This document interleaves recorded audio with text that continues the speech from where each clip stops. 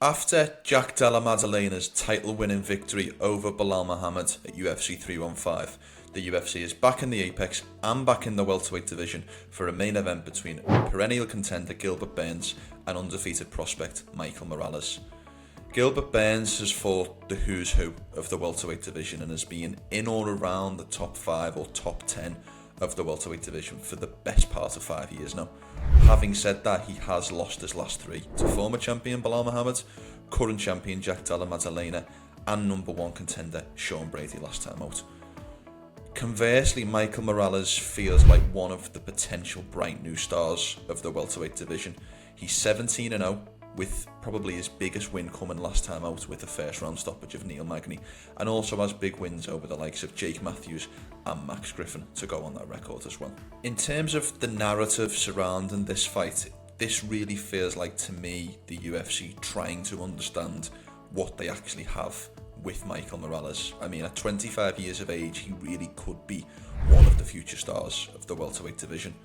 He has 12 of his 17 victories come by way of knockout and clearly has big power, and I imagine will want to keep this fight standing against Gilbert Burns, throw in combination and be aggressive on the feet. Gilbert Burns only loses to the top guys in the welterweight division, and even when he loses, he very, very rarely gets dominated. I mean, even when you think about title-winning attempt against Kamaru Usman, he had big moments in that, dropping the champion. When you think about his absolute war with Khamzat Chimaev a couple of years ago, that was a really back and forth fight, and the first time that it felt like Khamzat Chimaev was actually tested in the octagon. So Gilbert will always have levels of success.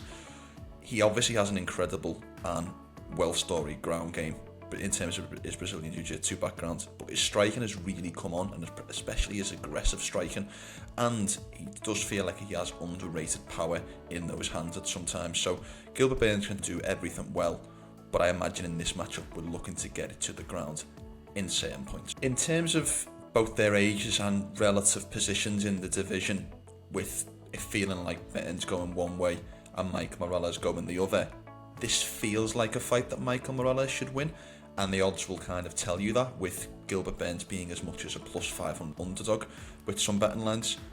But I'm going with an underdog in this one, and I feel like Gilbert Burns has one more big victory left in him. I do feel like his veteran savvy and his experience in the octagon will be really telling in this matchup, and I do feel like he's going to be able to get over the line, probably via points, over Michael Morales in this weekend's main event. What's on the line for both men? It feels like the title implications probably sit more with Michael Morales in terms of if he's able to get a victory over Gilbert Burns, then the UFC will really start pushing him into potential top 5 and top 10 opportunities, with an ultimate goal of a potential title shot in the future.